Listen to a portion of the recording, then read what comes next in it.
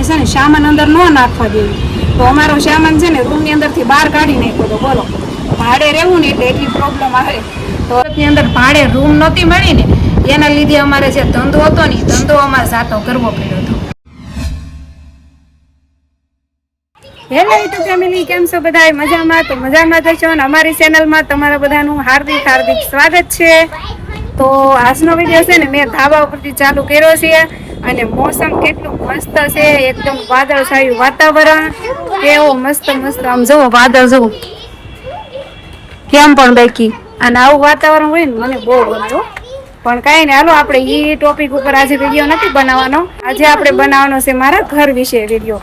જેમ કે બધાની કોમેન્ટ આવતી હોય અને લાઈવની અંદર પણ બધાનો એક જ સવાલ હોય કે અનિશાબેન તમે સુરતમાં રહ્યો છો તો તમારે ઘરના મકાન છે કે ભાડાના મકાન છે? અને ભાડાના છે તો ભાડું શું છે તમારા ઘરનું એમ. તો હાલો એના વિશે હું તમને જણાવવાની છું, તો કન્ટિન્યુ રહેજો. અને ફોન માર કોકને દેવો જોઈએ પકડવા, નકર હાથ દુખવા મળશે એવું થાય. હાલો તો ફેમિલી સો છે ને એ બધાની કોમેન્ટ આવતી કે તમે ભાડે રહ્યો છો કે ઘરના છો? ઘરના છે મકાન એમ. તો છે ને અમે સુરતની અંદર 9 વર્ષ થા રહેવી છીએ અને 8 વર્ષ અમે સુરતની અંદર ભાડું ભરીને થયા છે. 8 વર્ષ. અને ભાડે રહેતા ને ત્યારે અમારે બહુ એટલે બહુ મુશ્કેલી આવતી, કેમ કે જો મકાન માલિકના મકાન હોય એ એમ કે હાલો ખાલી કરો, એટલે આપણે ખાલી કરી દેવા પડે. તો અમે છે ને માણસ શિફ્ટ થયા હોય એ રૂમ ઉપર, માણ અમને મજા આવી હોય, જાણ ઓળખાણ થઈ હોય આજુબાજુમાં, અને થોડાક સમયની અંદર પછી મકાન માલિકને કોઈ પણ કારણસર આપણને એમ કહે કે તમે રૂમ ખાલી કરી નાખો એમ. તો હવે ભાડાનું મકાન હોય એટલે આપણે ખાલી કરવું જ પડે. તો એવી રીતે છે ને અમે બહુ એટલે બહુ હેરાન થયા. અને એકવાર અમારે એવો સમય આવ્યો હતો ને તો અમને કાંઈ દશ જ નહોતી પૂછતી અમારે શું કરવું શું ન કરવું. એમાં જો અમે જ્યાં રહેતા ને ત્યાં એરિયો થોડોક વીક થઈ ગયો હતો, મતલબ કે ત્યાં નકા ખાતા જ થઈ ગયા હતા. તો ખાતાના લીધે છે ને કેવું થાય ખબર, કે ત્યાં રાતના જેન્ટ્સ લોકો હોય, નશો બશો કરીને આવે, ગાળું બોલે ને એવું બધું, એવો એરિયો થઈ ગયો હતો. તો અમને મકાન માલિકે નહોતું ખાલી કરવાનું કીધું, પણ અમારે ખાલી કરવું પડ્યું અચાનક જ. અમને ક્યાંય રૂમે મળે નહીં કાંઈ, એટલે કાંઈ અમારે પાસે રસ્તો જ નહીં કે શું કરવું એમ. તો પછી અમે તો ત્યાં એક એવો બનાવ, એ અમે જ્યાં રહેતા ને ત્યાં એક એવો બનાવ બની ગયો હતો, એટલે એના લીધે અમારે તાત્કાલિક ખાલી કરવું પડ્યું હતું. અમારી હારે નહોતો બન્યો, પણ અમારા બાજુમાં જે રહેતા ને એની સાથે એવો બનાવ બની ગયો હતો. તો અમને ત્યાં બીક લાગી ગઈ, એટલો ડર લાગી ગયો. તો તરત ને તરત અમે વી ગયા ગામડે વી ગયા. પછી ત્યાં અમારે છે ને ખાતું હાલતું, મશીન હાલતા ઓટફિક્સના ઘેરે. તો પછી મશીન એવું બધું ત્યાં પડ્યું રહેવા દીધું હતું ને અમે તો વી ગયા હતા, કેમ કે મને બીક લાગતી હતી એરિયામાં રહેવાની. તો પછી અહીંયા જે હું અત્યારે મકાનમાં રહું છું ને એ મકાન મારે ઘરના છે, અને કઈ રીતે લીધા ને એ હું તમને કહું. તો અમે છે ને તે એરિયો વીકના લીધે અમે દેહમાં વી ગયા તાત્કાલિક. પછી દેહમાંથી અહીંયા મારા નણંદ રહે છે ને, તો એણે અમને ફોન કર્યો કે અહીંયા એક મકાન વેચાવ છે, તમારે લેવું હોય તો એમ. તો મેં કીધું હાલો લઈ લઈશું, હાલો ને. પણ એટલા બધા પૈસા તો હોય નહીં આપણી પાસે, આપણે કાંડાને કમાણીએ બધું કરવાનું હોય, પૈસા હોય નહીં. તો મેં કીધું પૈસા એટલા બધા છે નહીં તો મકાન કેવી રીતે લેશું એમ. તો પછી અમારે બધા હગાવાલા એને અમારા ઘરના બધા થોડોક સપોર્ટ કર્યો.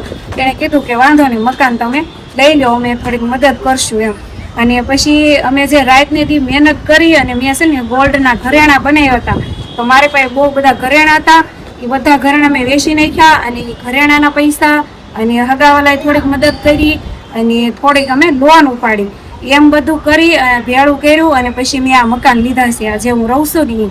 તો એ મકાન તો હાલો અમારે લેવાઈ ગયા, પણ મકાનમાં જે રહેતા હોય અને એ આપણને મકાન હોપે, તો આ સુરતની અંદર નિયમ હોય છે કે 3 મહિને આપણને મકાન હોપે એમ.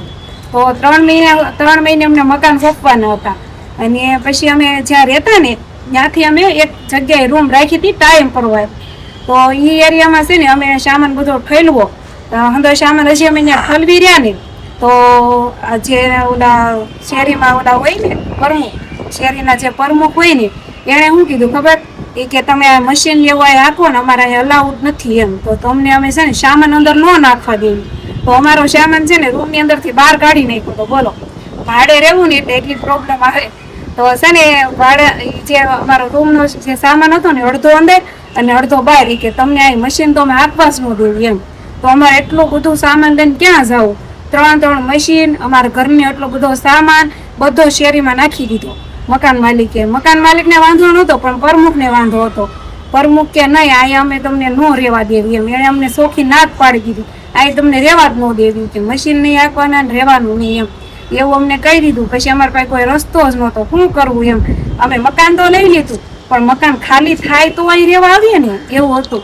તો સન ફેમિલી અમે ઉભા વિડીયો ઉતારતા હતા ને, તો જે કે ફોન પકડ્યો છે ને થાકી ગયો છોકરો છે મારા નણંદનો. તો મેં કીધું કાંઈ નહીં, ઘડીક વાર બંધ કરી દે. તો હું પોરો ખાઈ લીધો, અને હવે છે ને હું તમને આગળની કહાની કહું.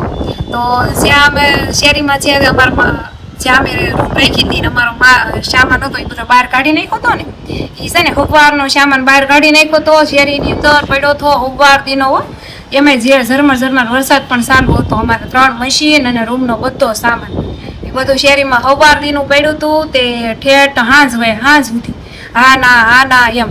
અમે 2-3 પ્રમુખને ત્યાં શેરીવાળાને ભેગા કર્યા કે ભાઈ અમને 3 મહિના એ રહેવા દો એમ. તો અમે બહુ આજીજી કરી, પણ એ લોકો 1ના 2 ન છા. પછી અમે સાંજે ત્યાંથી સામાન ભરી લીધો, અને જે અમારા જૂના મકાન માલિક હતા ને એને પછી અમે વાત કરી. અમારા જૂના મકાન માલિક તો બહુ જ સારા હતા, વલ્લભભાઈ કરીને નામ હતું, અને પટેલ હતા. તો એણે કીધું કાંઈ વાંધો ને, તમારે આપણી રૂમ ખાલી જ પડી છે, વિયાવો એમ. તો પછી એણે એમ કીધું ને, એટલે અમને થોડી ઘરમાં થઈ એમ. તો પછી ત્યાંથી અમે સાંજે બધો સામાન ઠેલો, સામાન ત્યાંથી લઈને પાછા અમે જ્યાં રહેતા હતા ને ત્યાં વી ગયા.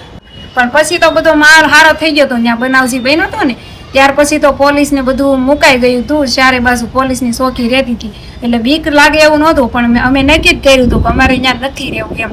પછી અમે તોય બધો સામાન ત્યાં નાખી અને 1 મહિનો સુધી રહ્યા. અને અહીંયા જે અમારા મકાને રહેતા હતા ને એને અમે કહી દીધું હતું કે તમને તો ગમે ત્યાં મળી જશે, તમારે ખાલી એકલા રહેવાનું હોય એટલે. અને અમારે મશીન હતા ને એટલે અમને નહોતા રહેવા દેતા. તો પછી એને જે ભાડું હતા ને એને કીધું કે તમે ખાલી કરી દો એમ. તો એ લોકો બિચારે ખાલી કરી દીધું 1 મહિનાની અંદર. પછી અમે અહીંયા રહેવા વી આવ્યા. જ્યાં અમે જૂના મકાને રહેતા ને ત્યાં અમારે ખાતું હાલતું, મશીન હાલતા અમારે 3. પછી આ રૂમ અમને જે ભાડે ન મળી ને એના લીધે અમારો જે ધંધો હતો ને એ ધંધો અમારે જાતો કરવો પડ્યો. અમારે હોટપિક્સના મશીન હાલતા ને એમાં અમારે સારું હતું, 2 જણ એમાં જ કામ કરતા હતા. એમાં દર મહિને અમારે 80-90 હજારની આવક હતી, હાવ કોરે બધો ખર્ચ કાઢતા. પણ અમને અહીં સુરતની અંદર ભાડે મકાન નહોતા મળ્યા ને એના લીધે અમારે ધંધો જાતો કરવો પડ્યો. પછી અમે અહીંયા જે રહેવા આવ્યા ને ત્યારે અમારા જે મશીન 3 હતા ને એમાંથી અમે 2 મશીન ને કમ્પ્રેસર ને બધું વેચી નાખ્યું, અને એક મશીન લઈને અમે રહેવા આવ્યા હતા. તો જો આ કાંક હતી અમારી પોઝિશન. એટલે સુરતની અંદર અમે 8 વર્ષ ભાડે રહ્યા છે, પણ બધાની ઠોકર ખાતા ઓલા મીંદડી કેમ બસોળે એને અહીંથી આમ ફેરવે, એવી રીતે અમે છે ને અહીંથી આમ ફરતા પછી અમે 9મા વર્ષમાં એ મકાન લીધું. એ તે અમારે માંડ કરીને મળ્યું, હિંગા પીસા ભેગા કર્યા ત્યારે અમને એ મકાન મળ્યું. એટલે સુરતની અંદર ભાડે રહેવું ને બહુ એટલે બહુ છે ને તકલીફ વાળી વાત છે, કેમ કે આ હાલતા આપણને ખાલી કરી નાખીએ એવું થાય. તો જો અમે ભાડે રહેતા 8 વર્ષ બહુ હેરાન થયા, બહુ એટલે બહુ. પણ અત્યારે અલ્લાહની દુઆ થઈ ગઈ છે, તમારે ઘરના મકાન છે એટલે ફરવાની તો કઈ ઉપાધિ છે નહીં, સારામાં સારું છે અલ્લાહની દુઆ.